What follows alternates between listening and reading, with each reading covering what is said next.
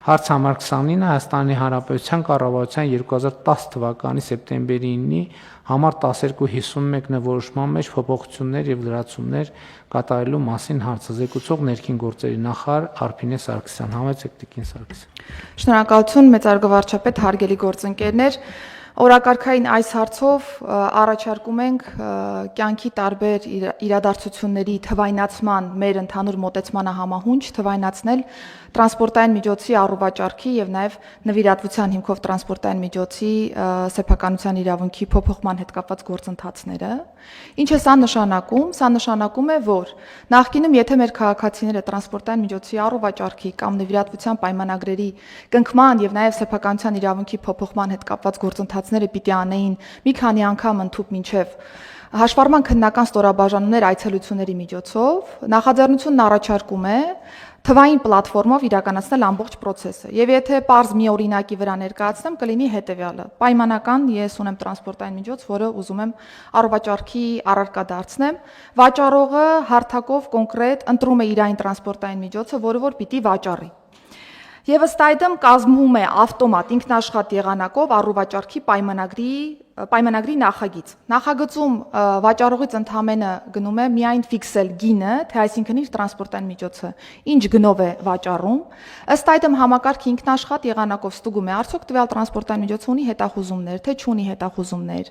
Արդյոք ունի համասեփականատերեր գրանցված, թե չունի համասեփականատերեր։ Եթե կա համասեփականատեր, բնականաբար վաճառողը պիտի նաև կցի նրանց կողմից տրված համաձայնությունը այս առողջարքը ձևակերպելու։ Եվ ըստ այդմ ինքնաշխատ եղանակով գեներացվում է պայմանագիր, որ էլեկտրոնային ստորագրությամբ քաղաքացին հնարավորություն ունի ստորագրելու եւ թողնելու համակարգում։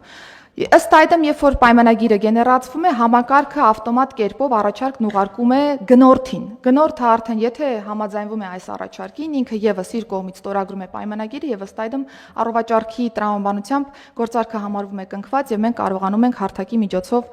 ավտոմատ կերպով նաև սեփականության իրավունքի փոփոխությունը եւս իրականացնել։ Ասեմ, որ թվային լուծումներն արդեն իսկ գրեթե պատրաստ վիճակում են, առաջարկում ենք այս կարգավորումները ուժի մեջ դնել 2025 թվականի սեպտեմբերի 1-ից եւ դրանից հետո արդեն մեր քաղաքացիները կկարողանան այս բոլոր process-ներն իրականացնել բացառապես թվային եղանակով, թվային հարթակում, չայցելելով հաշվառման քննական ստորաբաժանումներ, ընդ որում պիտի նաև ասեմ, որ հարթակը թույլ է տալիս անգամ ոչ աշխատանքային օրերի եւ ոչ աշխատանքային ժամերի իրականացնել այս գործարքը եւ ինքնաշխատ եղանակով գործարքի հետ կապված մնացյալ բոլոր process-ները կապահովեն։ Եվ երկրորդ բաղադրիչը, որը կրկին նույն տրամաբանությամբ առաջարկում ենք իրականացնել, այս պայմանությամբ ներքին գործերի նախարարությունը ծառայում է նաեւ որպես կադաստր լիզինգից բխող պարտավորությունների գրանցման եւ նաեւ մեքենայի գրավադրման դեպքում գրավի իրավունքի գրանցման համար։ Այս դեպքում ինչ ունենք, եթե պայմանական վարկով տրանսպորտային միջոց է անձը ձեռք բերում, ֆինանսական կազմակերպությունը բնականաբար գրավի իրավունքը պետք է գրանցի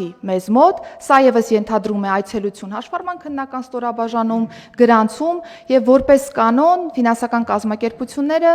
անձին տալիս են, կոնկրետ ֆիզիկական անձին տալիս են լիազորագիր, որպեսզի նա այցելի եւ իր շահերից բխող գործարքը արդեն գրանցի հաշվառման քննական ստորաբաժանումում։ Հարթակով այլևս սա լինելու է ինքնաշխատ եղանակով, այսինքն պայմանագրի հիման վրա ընդամենը հայտ ենք ստանում կոնկրետ ֆինանսական կազմակերպությունից, որպեսզի կարողանան գրավի իրավունքը ձևակերպել մեր կադաստրում եւ երկրորդը նույնը նաեւ լիզինգի մասին է։ Եթե ֆինանսական կազմակերպություն ունի ձեռք բերված տրանսպորտային միջոց, որը լիզինգի պայմանագրով տրամադրում է անձին, ապա այս դեպքում եւս լիզինգի իրավունքը գրանցվելու է հարթակում կրկին չայցելելով հաշվառման քննական ստորաբաժանում։ Երկու փոփոխություններն էլ ըստ էության փոխկապակցված են եւ առաջարկում ենք սրանք ուժի մեջ դնել 2025 թվականի սեպտեմբերի 1-ից, որպեսզի կարողանանք անխոչնդոտ process-ները ապահովել։ Եթե կարճ այսքանն էր, պարոն վարչապետ։ Այսինքն կարողանանք ապահովել թվային պլատֆորմը եւ այլն եւ այդպես շարունակ։ Այո։ Ընդ որում բայց մարդ պետք է բան ունենա, չէ՞, նույնականացման քարտ ունենա, որ արքու վաճառի։ Այո, պարոն վարչապետ։ Ասեմ, որ դե անձի ցանկությունից է կախված, եթե չի ցանկանում այցելել հաշվառման քննական ստորաբաժանում իրականացնել այդ տարբերակով, բնականաբար կարող է ձեռք բերել նույնականացման քարտ եւ առողջարքը կազմակերպել, բայց ինչ կարեւոր նաեւ փոփոխություն ենք անելու, պարոն վարչապետ։ Եթե առողջարքի պայմանագիր է լինում, տրամաբանական է, որ ես կարող եմ չցանկանալ տվյալ համարը, ցանկանալ նոր ինչ-որ պետհամարանիշ, որը ցանկություն ունեմ ձեռք բերելու, մենք նախատեսում ենք փոստային առաքման տրամաբանության մեջ եւս համարանիշի առաքում կոնկրետ քաղաքացուն, որպեսզի եւս այս դեպքում անձը չայցելի հաշվառման քննական ստորաբաժանում եւ ուղղակի կոնկրետ այդ մետաղի կտորը ստանա որպես այդպեսին եւ ամրացնի տրանսպորտային միջոցին։ Այս բոլոր process-ներն ըստ էության թույլ կտան միանգամից ամբողջ գործընթացն իրականացնել թվային հարթակում։ Ընդ որում մենք նախատեսում ենք նաեւ, որ հաշվառման վկայագրերը եւս պիտի լինեն թվային հարթակում գեներացվող տեղեկատվություն, որպեսզի հետագայում նաև այդ պլաստիկ քարտերի տրամաբանության մեջ հարցի նաև այլ մոտեցում կարողանանք եւս ցուցաբերել։ Շատ լավ, հարգելի գործընկերներ, սա էլ ըստ էության մի թեմա է, որը իմ նախորդ ասացի հետ կապ ունի, որովհետև նախորդ օրը ես չեմ հիշում դա երկուշաբթի էր, թե երեքշաբթի էր Տիկին Ավանեսյան, երբ որ ես գնում էի հոգեկան առողջության ազգային երեքշաբթի, ազգային հոգեկան առողջության պաշտպանության ազգային կենտրոն։ Մի մասնաշենքի բացմանը ճանապարհին անցնում էին բնականաբար Էրեբունի թանգարան, Էրեբունի զանգված եւ Նուբարաշեն քրեակատարողական հիմնարկ պարփակված հատվածով, որտեղ հազարամյակներ ի վեր ավտոշուկան է Հայաստանի, եւ ես անցնում էի եւ նայում էի պատուհանից եւ տեսնում էի, որ այնտեղ էլի նույն այն վիճակները, ինչ վիճակներ է, ավտոյի չօգտագործվող բանդաժներ, վրան ժանգոտած խողովակներ, վրայից 5 կոշիկ, կողքը ասենք ենթադրենք ծխախոտի ծխուկներ, այնտեղ ինչ որ արագ սնունդ, բորդյուրին նստած մարդիկ, ովքեր այդ արագ սնունդը տենց այդտեղ օգտագործում են, սենց ինչ որ մի վիճակ, ու ես էլի այդ այն վիճակներից ա, որ 7 տարի է մենք անընդհատ այդ թեմային ասում ենք, բայց սենց ոնց կլինի, բայց սենց չի լինի, բայց սենց ոնց կլինի, ու ես մտածում եմ, որ տեսեք, ես ինքս գիտեմ, որ կոնկրետ այդ հարցով ինչքան հաճախ եմ այդ հարցը բարձրացրել։ Եվ իմ մոտ հարց է առաջանում, ինչի մենք ոչ մի կերպ այդ հարցը չենք կարողանում լուծել, ու հաշվի առնելով նաև, որ այսօր ըստ էության հեղափոխության դե յուրե 7-րդ տարեդարձն է, ես հիմա այս ընթացքում այդ դրա կապակցությամբ հետևյալը գրեցի, որովհետև այդ մի ժամանակ, այն ժամանակ էր մեզ թվում, թե հեղափոխություն անելն է դժվար։ Իրականում հիմա հետահայաց, որ նայում ենք, հեղափոխություն անելը ամենահեշտն է, փոփոխություն անելն է դժվար։ Որովհետև հեղափոխության համար կարաս կոնսոլիդանաս, ենթադրենք մի շաբաթվա, մի ամսվա, լավ 3 ամսվա մեջ, իսկ փոփոխությունը դա հետևողական գործողությունների շարք է։ Եվ այդ է պատճառը, այս վերջերս երբ որ, չգիտեմ, այդ կրթվել նորաձև է բանախոսությունների շրջանակներում, երբ որ թեման տեն զարգացավ, եւ ես անդրադարձա այդ թեմային, երբ որ այո, կարող է հնչել, որ բա հեղափոխությունը սրա համար էին կարել, եւ ես այդտեղ մի միտք ասացի, որը մոտավորապես հետեւյալն էր, որ իրականում մենք իշխանությունը փոխել ենք Հայաստանում, բայց մենք մեզ փոխել ենք, իշխանությունը փոխել ենք, մենք մեզ փոխել ենք, ժողովուրդը ամեն քաղաքացի կարող ասի արյո, որից դուս եկա, իշխանությունը փոխեցի, բայց ամեն քաղաքացի ներառյալ մենք հարց պետք է տանք, մենք իշխանությունը փոխեցինք, բայց ինքներս մեզ փոխեցինք, թե չփոխեցինք, ֆունդամենտալ հարցը ստեղ է, Եվ այդ մեքենաների առք ու վաճառք, բայց մյուս կողմից էլ ես մտածում եմ, որ շատ բաներ կա, որ մենք ուզեցել ենք եւ որոշումներ ենք կայացրել, որ արագ հիմա գնանք հենց հիմա փոխենք։ Այդ դեպքում էլ որոշումը կա, փոփոխությունը չկա։ Մի դեպքում ոչ որոշումը կա, ոչ փոփոխությունը, շատ դեպքերում որոշումը կա, փոփոխությունը չկա։ Ու սա ֆունդամենտալ հարց է, թե ինչու է այդպես։ Եվ ես կարծում եմ երկու գործոն կա, որ ամեն դեպքում ինչքան էլ արագ շարժվես, մեկը ժամանակից արագ չես կարող շարժվել, եւ երկրորդը փոփոխություն այդ նշանակում է Ինչքանով ենք ինքներս մեզ փոխում, մեզնից սկսած եւ յուրաքանչյուր քաղաքացուց ավարտած։ Սա է հիմնական եւ ֆունդամենտալ խնդիրը եւ թվում է թե շատ տրիվիալ հարցի կապակցությամբ, բայց սա ամենաակնհայտ դեպքն է, որովհետեւ այս ընթացքում նաև Էրեբունու ավտոշուկան, որը գոյություն ունի Հայաստանում ինչքան ավակ սերնդի ներկայացուցիչները թող ասեն, եւ 60 տարի, լավ երևի երբ որ մեքենաները մտել են Հայաստան կամ վաճառք գոյություն ա ունեցել, այդտեղ այդ շուկան գոյություն ունի նույն ձևով։ Հասարակարգը փոխվել, կառավարություններ են փոխվել, ժամանակներ են փոխվել, սահմանադրություններ ու օրենսդրություններ են փոխվել, ինքը տեղ է։ ու սա նշանակում է մենք ավելի լավ բան չենք կարողացել առաջարկել, դա էլ կարա նշանակի վերջում, որ ավելի լավ բան պարզապես չենք կարողացել առաջարկել կամ բավարար չափով վճռական չենք եղել, բայց մյուս կողմից էլ ասենք հա գնալ վարչական որոշմամբ, էդ էլ իմիջայլոց, էդ էլ կարելի է գնալ, բայց դրա հիմնավորում պետք է լինի, ինչի համար դա անել, որ ինչ խնդիր լուծել։ Եվ որ մարդիկ ավտոմեքենա չկարողանան վաճառել, բայց մենք չենք ուզում տենց խնդիր։ Մենք ուզում ենք, որ մարդիկ ավելի լավ պայմաններում ավտոմեքենա վաճառեն, ավելի հարմար, ավելի անվտանգ։ Ուրիշներ իմիջիալոց այդ ճանապարհը այդ օրերին տենց էլ 60 տարի բանա աներթևեկելի է ըստ էության։ Քաղաքի կենտրոն խցանումները մի քանի տարի են եկել, այնտեղ 60 տարի է խցանումը։ Բայց սրանք հարցեր են, որոնց շուրջ առնվազն պետք է մտածել, բայց բոլոր դեպքերում իմ պատասխանը հետևողականությունն է, որ գնալ, փորձել, աշխատել եւ բերել այդ փոփոխությունները, որովհետեւ այո, հեղափոխությունը հեշտ է, փոփոխությունն է դժվար։ Շատ լավ, խնդրեմ, կան այլ մտքեր։ Չկան համեցեք։ Պարոն վարչապետ, ձեր թույլտվությամբ ուղղակի ժամկետի ուժի մեջ մտնելու սինխրոնիզացման խմբագրական փոփոխությամբ ներկայացնենք ստորագրման։ Շնորհակալություն։ Հիմա եթե հաշվի առնենք, որ մինչև նոյեմբեր էլ ենթադրում ենք, որ քաղաքացիների առնվազն մեծ մասը ունենալու է նույնականացման քարտ, հիմա ինչքանով է մեր այս համակարգը աշխատում, կարող ենք գնալ Էրեբունիում տեսնել։ Եթե այնտեղ քչացել է, այդ ամեն ինչը նշանակում է on-line վաճառքների ծավալները մեծացել է եւ մարդկանց ավելի հարմար է առանց տնից դուրս գալու, չնայած դա էլ է դժվար պատկերացնել առանց մեքենան տեսնելու։ Հա, չէ, բայց կարան on-line նաեւ հանդիպեն, չէ, այդ մարդիկ։ Այսինքն այս մեր համակարգը իրար հետ կապվելու հնարավորություն տալու է, թե չի տալու։ Հա, իհարկե տալու է, պարոն վարչապետ։ Արդեն մնացյալը պայմանավորվածության վրա է կոպիտ ասած, կամ ֆիզիկապես տեսնելու, կամ ուղղակի նկարներով։ Աչքի սրա արդյունքում գիտեք ինչ կարա տեղի ունենա, որ Էրեբունի այդ հատվածում բանորով սմարթֆոններով ուղղակի սկսեն արքուվաճառք անել, այսինքն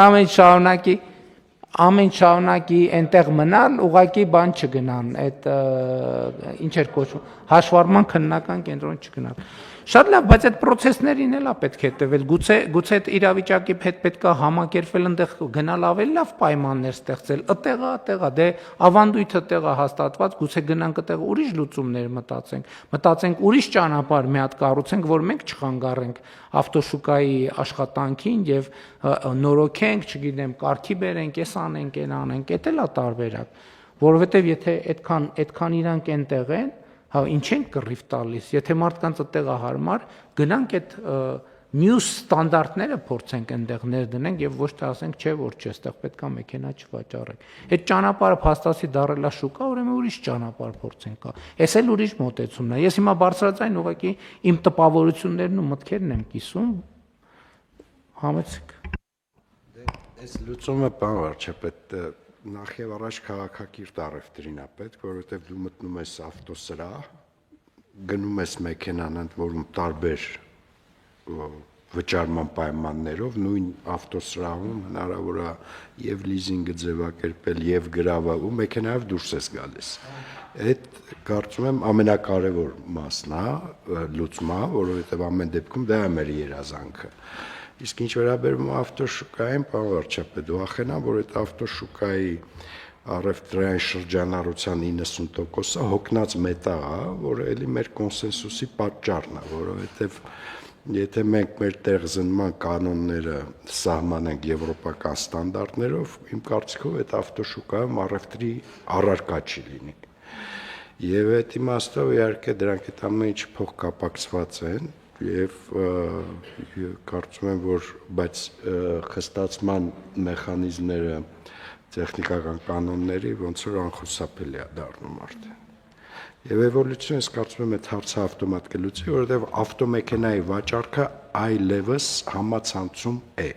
Չկա ուղղակի կոնկրետ ֆիզիկական կետում ավտո վաճառել չկա։ Եվ մենք Տիկին Սարգսյանի հետ պայմանավորվածություն ունենք, որ այս թվային լուծման հաջորդ փուլում պիտի ինքը նաև դառնա վճարահաշվարկային ինտեգրված հարթակ, որպեսզի առևտուրը ավարտվի հարթակում։ Այսինքն on-line վճարում էլ անեն։ Բայց ամբողջ իմաստը դա է։ Իսկ դա կնշանակի, որ մենք կունենանք մասնագիտացված կայքեր,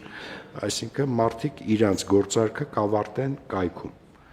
Այսինքն, պարոն Գրիգորյան, դուք կարծում եք, որ ես անկեղծ ասեմ, շատ վաղուց չեմ եղել ավտոշուկայում հենց առևտրի օրը, մտածում եք, որ այնտեղ հին արտադրության մեքենաներ են վաճառվում։ Ճիշտն ասած, ես էլ չեմ եղել, բայց չէ, պարոն վարչապետ, չի կարող ուղղակի այլ կերպ լինել, որտեղ Լավ, շատ թարմա ընդունում եմ, որ հա 1-2 տարվա ավտո շատ քիչ կարող է լինել, բայց չնայած դա էլ կարող է։ Չէ, այն որ դա ենթադրում է։ Եկեք այս շաբաթ գնանք բոլորով մի հատ տեսնենք ինչա կատարվում։ Բայց չգնենք էլի, որտեղ բանը։ Չէ, ես ենթադրում եմ, հա, ես ենթադրում նախ դա էլ է շատ մեծ խնդրեմ, որ այդ առևտրային մասը այդ շուկայի հետը բերում է ստվերային շրջանառություն, որտեղ այնտեղ ֆիզիկապես հնարավոր չի անկանխիկ վճարման գործարքանել տեղում, բայց խնդիրը կայանում է, որ ինքը հենց իրագործությունը վկայում է նրա մասին, որ դա մի կետ է, որտեղ ապրանքը շատ երկար պիտի զննեն։ Ինչը նշանակում է, որ ինքը շատ հին է ու նկարագրով հնարավոր չի որոշում կայացնել, էլի։ Կարծում եմ այդ շուկայի շատ կարևոր ավանդույթի մեջ է, որ երբ որ մեքենան հավանում ես, հետո պետք է տանես դզող փչողի մի հատ, որ մի հատ նայես, տեսնես այդ մեքենան ինչ վիճակում է։ Խնդրեմ, պարոն Միրզյան։ Պարոն վարչապետ, ես որքան հասկացա, Տիկին Սարգսյանի բերած նախագիծը գործարքի ձևակերպմանն է վերաբերում եւ կոչված է մարդկանց կյանքը հեշտացնելուն։ Այդ գործարքի նախորդ ձևակերպման նախորդող փուլերը ընտրությունը, զննումը, բանակցությունները գնի շուրջ եւ այլն, կարծում եմ, որ այս հարթակի առաքելությունից դուրս են եւ մեծ հաշվով շատ էլ չստիպենք մարդկանց գործարքներ անել այս տեղում կամ այն տեղում կամ անպայման հեռախոսով պայմանավորել գնալ այլ վայրում հանդիպել։ Հա, պարոն Միրզյան, տենց է, այդ պետք է հեշտացնենք եւ թվայնացնենք եւ առաջ անցնենք։ Իմ ասածը լիրիկական շեղման ժանրի մեջ էր, ես չեմ ասում, որ բան պետք է։ Հա։ Չէ, դե հիմա բան է, սկզբունքորեն ես կարծում եմ, որ ավտոշուկա հասկացությունը իրոք ինտերնետում է հիմա, որովհետեւ տասնյակ ֆոտոնկարներ մի ավտոմեքենայի տեղադրված է եւ մարդը նայում է, արդեն եթե ընդ որում խորհրդային միության ժամանակներից ես հիշում եմ ավանդույթ կար, մի գիշեր առաջ, թե երկու գիշեր առաջ պետք էր գնալ, որ բան տեղը լավ տեղ ունենալ եւ այլ։ Հիմա նկատի ունենք անհասկանալի է, թե ինչն ենք մենք սխալ անում, որ այդ վիճակը, որ իմ խնդրեմը տեղ չի, իմ խնդրեմը այդ տեսքն է։ Այդ իմ ասած այդ ժանգոտ բանդաժների վրա բան ժանգոտ խողովակներ եւ բանի գծանշման ինչ որ դուք էլ այդ կողմի վրա գնաք մի օր կտեսնեք ինչ նկա։ Իմ ասածը, որ նախ դա փողոց է, երթևեկելի հատված է, երթևեկելի հատվածը առևտուր իրականացնելու համար չի եւ այլն եւ այդպես շարունակ։ Ընդեղի ընդհանուր պատկերը, որ այդտեղ ընդ որում տասնյակ տարիներ այդտեղ միլիարդներ են շրջանառվում, բայց այդտեղ մի հատ նորմալ բարեկարգ է, չենք էլ կարող հասնենք բարեկարգման, որովհետեւ բարեկարգելու համար դա պետք է լինի առնվազն ինչ որ մի ժամանակով փակել։ Իսկ դա փակելը, հասկանում եք, դա շատ բարդ իրադարձություն է։ Սրա մասին է խոսքը, որ պայմանները այն չեն։ Ի վերջո առևտուրը պետքա այնտեղ սնունդ են ընդունում մարդիկ, էս են անում, են անում։ Իսկ մենք ասում ենք ստանդարտ պետքա լինի երկրում, ստանդարտ պետքա լինի, ստանդարտ պետքա լինի։ Այդ նույն պատմությունն է, որ ասում ենք հիմա փորձում ենք հեսա հաջորդ բանը հարցը դրան կվերաբերվի, որ ասում ենք եկեք ասֆալտի վրա փռած միշտ չլինի վաճառքի։ Այդ երևույթի մի հատ ուրիշ կողմն է։ Ընդ որում մեզ համար չենք ասում դա, ասում ենք մարդկանց համար, հարմարության համար, երկրի համար, ընդհանուր մթնոլորտի համար, այս ամբողջ խնդիրը։ Բայց ես դա ասում եմ արձանագրելու համար, որ մենք տեսեք մի հատ պարզ հարց է, չենք կարողանում, չենք ասում այդտեղ չվաճառեն, ասում ենք նախ փողոցի վրա, ասենք պատկերացրեք հանրապետության հրապարակում լինի ավտոյի շուկա։ Դա էլ Երևանի թանգարանն է, Երևանի իր շրջակայքով եւ իր միջակայքով։ Ընդ որում Երևանի մի վարչական շրջանը, մյուս վարչական շրջանի միացնող միակ ճանապարհը։ Եթե իմ իմացությունը ճիշտ է ասում, կարող է ուրիշ ճանապարհ էլ կա, բայց ամեն դեպս հայտնի միակ ճանապարհը։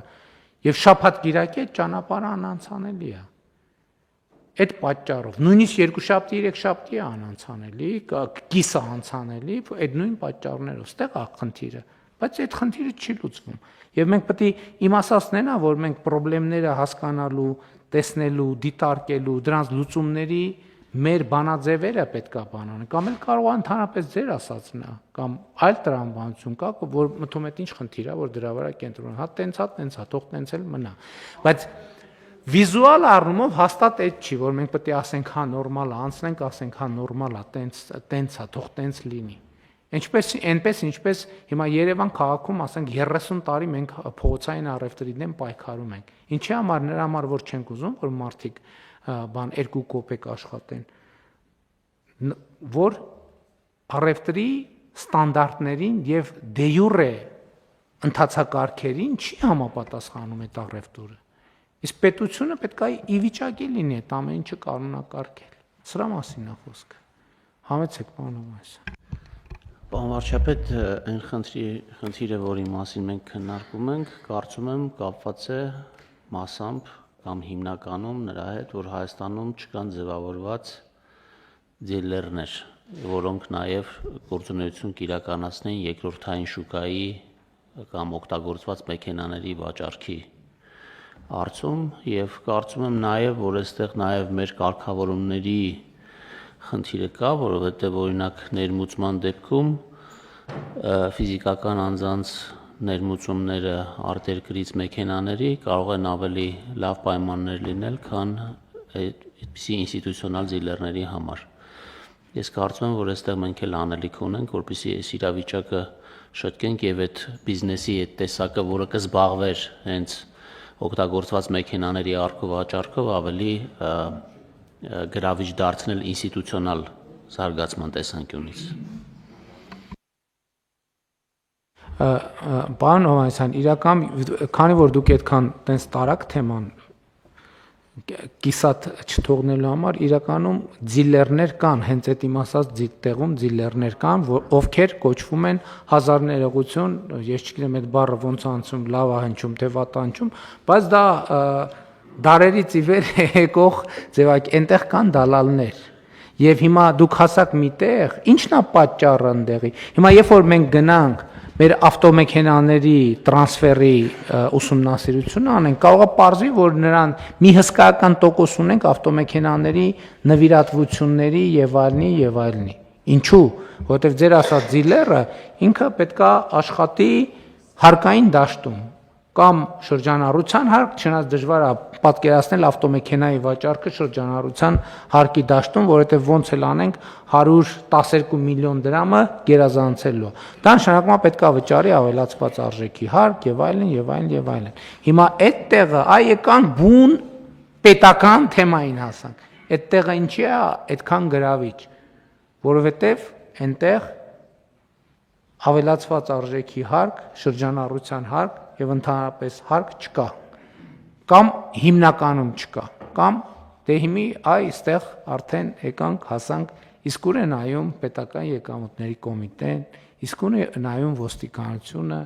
իսկ ուր է նայում Երևանի քաղաքապետարանը, Իսկ ուր են նայում տեսչական մարմինները։ Ահա, տեսակ ուր հասանք։